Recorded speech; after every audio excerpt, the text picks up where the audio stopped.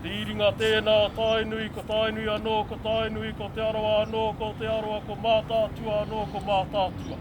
Ura tangata I whakaririka, mamau ki te taura, kia tūmata totoro hia atu, tapi tūmata totoro ihua waka. Turuki, turuki, panuke, panuke! He pau whakairo kua huraina ki te wheketere o te mātāpuna I Hautapu. Ko te Wai Mate, ko te Wai Ora, te kaupapa e pāna ki te pau. Kei konei ngā kaupapa infrastructure.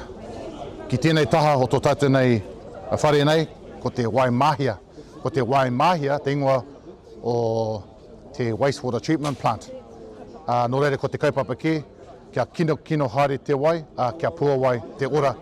Hei tā te pautai au o Ngaati Hauaa a Norman Hill, ko karahuihui ngā iwi mana whenua me te mātāpuna ki te whakanui I a Matariki mo te wā tuatahi. And Fonterra, this is the first time that we've ever had this beautiful event. And I was talking to some of our mates from our engineering company, and we'd like to see this at other Fonterra sites, and may this be the first of many for Fonterra. Kei konei a Ngaati Hauaa, kei konei hoki a Ngaati Korokii Kahukura.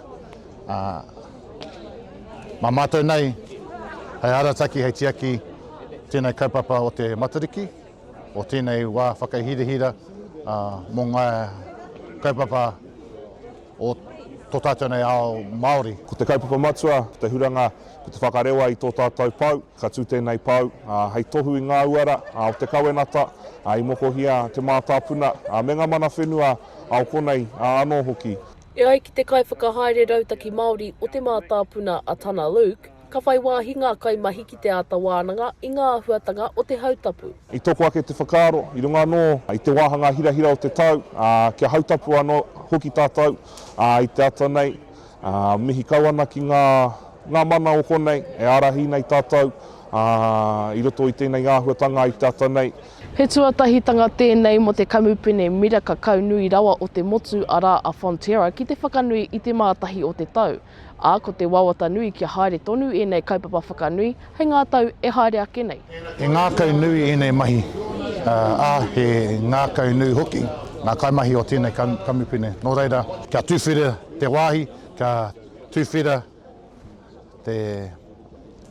te wāhi ara e pāna ki ngā mahi tū hono ki tēnei mahi whakaharahara e pāna ki tēnei kaupapa o te Matariki. Hautapu ki Hautapu, koinei pēr te tauira, mō tātou wheketere o te mātāpuna, puta noa I te motu.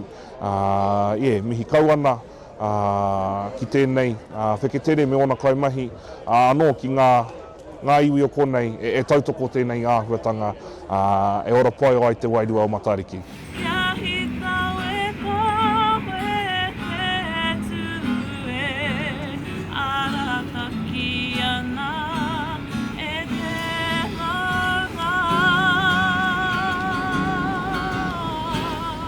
Ka mutu ko te wawata nui kia tīmata ngā wheketere o te mātāpuna huri noa I Aotearoa ki te whakanui I a Matariki. Macie Kuki, atu I Hautapu, Aukaha.